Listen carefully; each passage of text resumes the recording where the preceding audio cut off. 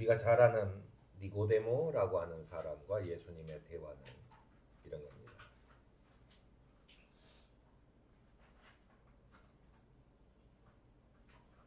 선생님께서 그런 표징들을, 그런 기적들을 하느님께서 함께 하지 않는다면 아무도 행할 수 없다라는 고백을 해요. 바리새파 사람이었던 니고데모의 말에 예수님께서는 갑자기 누구든지 다시 나지 않으면 하느님의 나라를 볼 수 없다라고 얘기합니다. 니고데모 입장에서는 내가 우리 엄마 뱃속에 다시 들어갔다가 나올 수도 없는 상황인데 내가 어떻게 다시 난다는 얘기입니까? 라고 했을 때 예수님께서 아주 재미있는 말씀을 하세요. 이 말은 마치 요즘에 힙합이나 이런 랩을 하는 사람들이 말을 가지고 이렇게 장난을 치잖아요. 그러니까 어떤 단어가 이런 뜻도 있고 저런 뜻도 있고 그런데 이런 얘기를 누구든지 물과 성령으로 나지 않으면 하나님에 들어갈 수 없다. 육에서 난 것은 육이고 영에서 난 것은 영이다. 라고 할 때 이 영이라는 단어가 푸뉴마라고 하는 헬라어인데요. 이 푸뉴마를 또 씁니다. 너희가 다시 태어난다고 내가 말한 것을 너희는 이상히 여기지 마라. 바람은 불고 싶은 대로 분다. 라고 하는 거예요. 그 바람이라는 단어도 푸뉴마입니다. 그러니까 영으로 나지 않으면 하늘나라를 볼 수 없다. 그런데 그 영은 그 똑같은 단어에 바람이라는 뜻도 있는데 그 바람은 불고 싶은 대로 분다. 너는 그 소리를 듣지만 어디서 와서 어디로 가는지 모른다. 그러니까 영이라는 것이 너희는 없다라고 생각하지만 바람하고 똑같은 거예요. 그러니까 푸니오마 영은 너희가 바람이 불면 바람이 있는 걸 알아. 하지만 바람을 볼 수는 없어요. 또 어디서 왔고 어디로 가는지도 몰라. 이 끝이 시작이 어떻게 됐는지 끝이 어떻게 됐는지 모르는 거죠. 제가 어렸을 때 교회에서 동네 청년들이 나를 약 올리려고 장난을 치는 얘기 중에 이런 게 있어요. 우리 제 자란 시골에는 아주 멀지도 않죠. 그 좀 떨어진 곳에 항이라는 항구가 있어요. 그래서 여름에 더우면은 자네 마량항에 가서 이 바람 좀 크게 틀고 오소 이렇게 얘기합니다. 저는 진짜로 거기서 바람을 틀면은 우리한테 바람이 오는 줄 알았어요. 그런 거죠. 바람이 어디서 오는지 어디로 가는지는 잘 모르는 거죠. 이렇게 새로 나야만 하는 일에 대해서 요한복음은 이렇게 합니다. 그 그를 믿는 자마다 영생을 얻게 하려 합니다. 라고 하는 거예요. 그것이 바로 새로 나는 거죠. 새로 나는 게 뭐냐라고 하는 거예요. 육으로 탄생한 몸이지만 예수 그리스도를 통해 성령으로 새로 난 사람은 예수 그리스도를 우리의 구원자로 믿는 사람이며 주님과 함께 영원한 생명을 누릴 사람이다라고 하는 거예요. 제가 이제 지난주에 믿는다라고 하는 게 뭐냐? 나는 예수님 믿어요. 나는 교회도 다녀요. 라고 하는 게 아니죠. 그 사람이 사는 걸 보면 믿는 건지 안 믿는 건지 알 수 있는 거죠. 나는 믿는다라고 하면서 그냥 믿고 아무것도 안 하고 그 사람이 하는 대로 하면은 그거는 믿는 거죠. 그런데 보통 그러다가 사기를 당하죠. 그러니까 믿는다고 하지만은 우리의 믿음이라는 것은 여러 가지로 뒷조사를 해보고 나름대로 자기가 판단해서 그 사람은 믿을만하다라고 하는 어떤 결론에 도출을 한다는 거예요. 그런데 우리가 그리스도를 믿는다는 것은 그가 우리에게 하늘의 시민권을 주셨다라고 하는 걸 믿는 겁니다. 그런데 우리의 행동은 하늘의 시민권을 별로 달갑게 생각하지 않아요. 이 세상에서 부자가 되고 이 세상에서 출세하는 게 훨씬 나아요. 사람이 살다 보면 그런 것도 필요하죠. 물론 필요하죠. 근데 이게 전부가 되면 안 돼요. 이게 전부가 되면 안 돼요. 우리의 전부는 뭐예요? 하늘나라의 시민권을 가지고 있다는 거예요. 바로 새로 난 사람이 되는 겁니다. 제가 이제 자주 얘기하지만 로마에서 하루 일하면 이틀에 한 끼 정도 먹을 수 있는 이 보상을 받아요. 이 금액을 가지고 살 수가 없어요. 그런데 로마의 우리가 로마를 볼 때는 대리석으로 지어진 막 이런 것들만 보니까 하지만은 그거 몇 채 외에는 전부 다 판자촌이에요. 그래서 거기에서는 그 가정에서 취사하는 걸 금지시킵니다. 왜냐하면 불날까봐. 사실은 로마의 대화재도 거기서 누군가가 어디선가 불이 난 거예요. 로마가 우리 생각할 때 전체가 다 대리석인데 왜 그렇게 확 다 타요? 저기가 타는 거죠. 그런데 밥을 얻어먹을 수 있는 유일한 방법이 교회 예배에 참석하는 거예요. 예배에 참석하면 귀족들이 나와서 빵을 나눠줘요. 포도주를 나눠줘요. 저녁마다 가서 무료로 밥을 먹을 수 있어요. 그런데 거기에서 무료로 밥이나 먹자고 교회를 다녔던 사람들이 로마의 학대를 받을 때 찬송을 부르면서 웃으면서 죽어요. 놀라운 일이죠. 그들의 믿음은 뭐길래 그랬나? 특히나 로마인들을 가장 강하게 자극했던 것은 여성들이 아무런 두려움 없이 웃으면서 기쁨의 찬송을 부르면서 그 죽음을 맞이해요.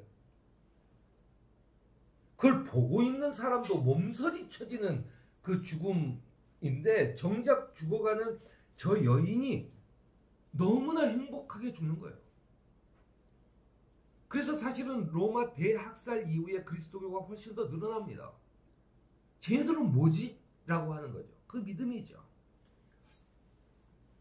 그들은 내가 여기 로마 시민권이 없어, 또 로마의 노예로 살아, 일용직이야, 이런 삶에서 나는 하나나라의 시민권이다.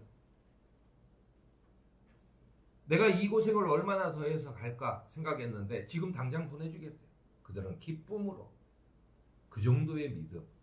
야, 그게 어떻게 생겼지? 그런 거죠. 새로 난 사람이라. 하느님께서는 성경에 그런 사람을 의로운 사람이라고 얘기해요. 우리가 이제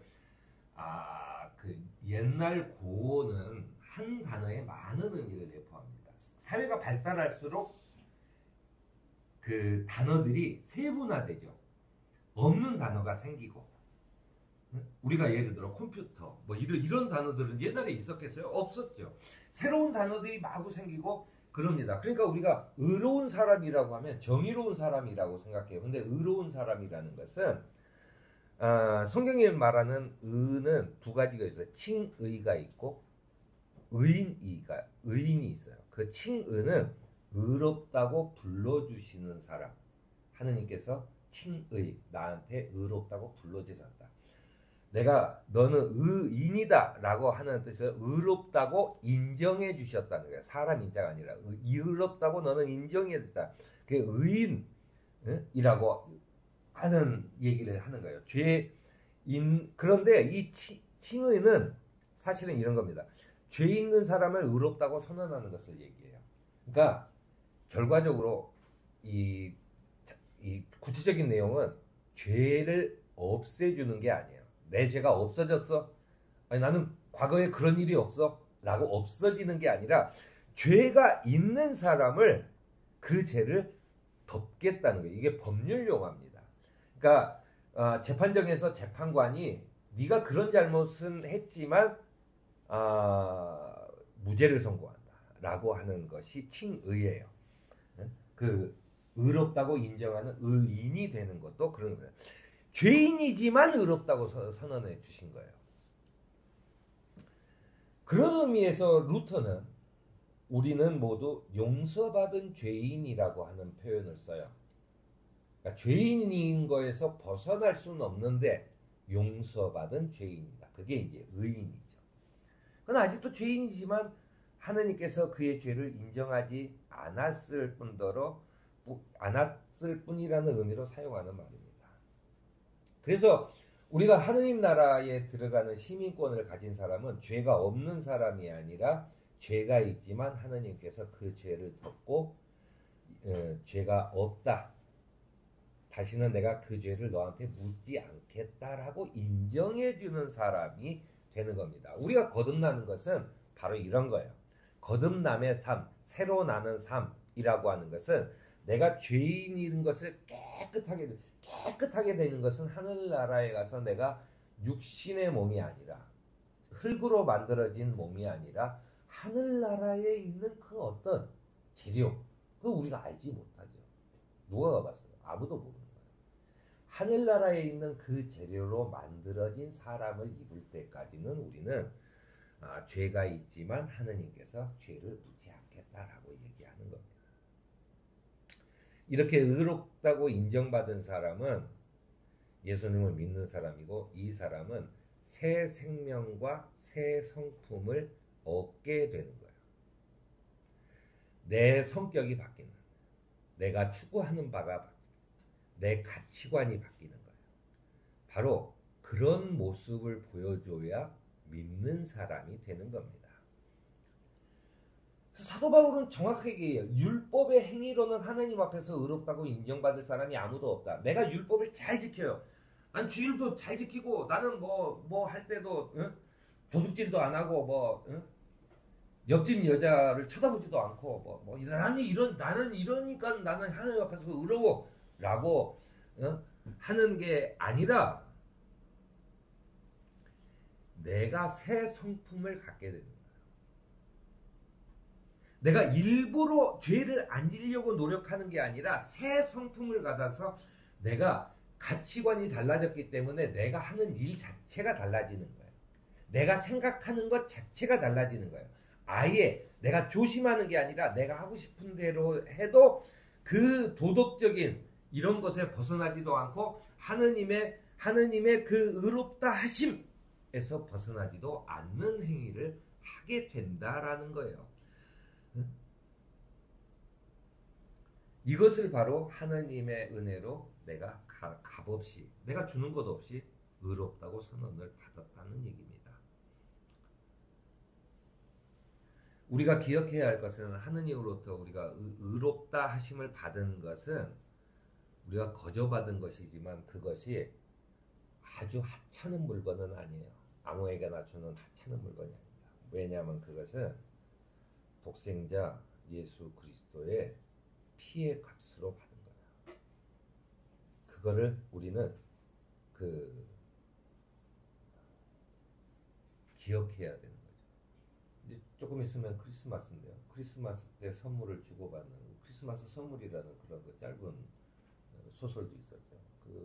주는 사람은, 받는 사람은 그냥 선물이에요. 고마워 하지만은 주는 사람은 수없이 많은 고민과 자기의 재정 상태나 이 모든 것들을 고려해서 수없이 많은 고민을 가지고 그 선물을 주게 됩니다. 그러니까 예수 그리스도는 수없이 많은 고민과 수없이 자기의 생명을 내놓는 그 절체절명의 어떤 고민을 가지고 우리에게 주시는 거죠. 우리는 그냥 믿어요 하면 받는 것으로 생각한다는 거예요. 이것을 우리가 기억해야 된다. 주시는 분의 그 구원의 역사가 얼마나 큰 것인지를 늘 기억해야 돼요. 선물 준 사람의 그 정성을 항상 기억해야 되는 것과 같은 사람입니다. 어떤 사람은 이런 구원을 얻기 위해서 공로를 쌓아야 된다고 얘기합니다. 하지만 인간의 어떤 공로로도 구원에는 아무런 보탬이 되지 않아요. 왜냐하면 율법을 지킴으로는 절대 구원과는 아무 관계도 없다고 얘기했기 때문입니다. 예수 그리스도께서 주시는, 하느님께서 주시는 이런 은은 우리의 믿음을 통해서 오는 건데 모든 사람에게 미칩니다. 우리가 성만찬 할 때 늘 얘기하는 것처럼 거기에는 아무런 차별이 없어요. 차별이 있다는 얘기는 예를 들어 물건값을 많이 내는 사람한테는 좋은 사람, 조금 내는 사람한테는 조금 작고 조금 못난 것을 주는 것이 아니라 답이 없어요. 또는 거기에는 사람에 대한 차별이 없어요. 즉 우리가 그리스도를 믿는 믿음을 가지고 있다 했을 때 우리가 가질 수 있는 첫 번째 성품은 차별이 없는 겁니다. 내가 누구를 대하든 차별이 없이 대하는 거예요. 내가 누군가를 차별하면서 대하면 우리는 아직 믿음이 뭔지 모르는 사람인 거예요. 난 아무리 입으로 믿는다고 얘기해도 그 사람은 믿음이 뭔지를 모르는 사람이라는 얘기입니다. 상상할 수 없는 큰 값을 치르고 우리를 구원해 주시는 주님이 주시는 그 하늘나라의 시민권자의 삶을 감사하며 누리며 사는 저와 여러분이 되기를 바랍니다. 네.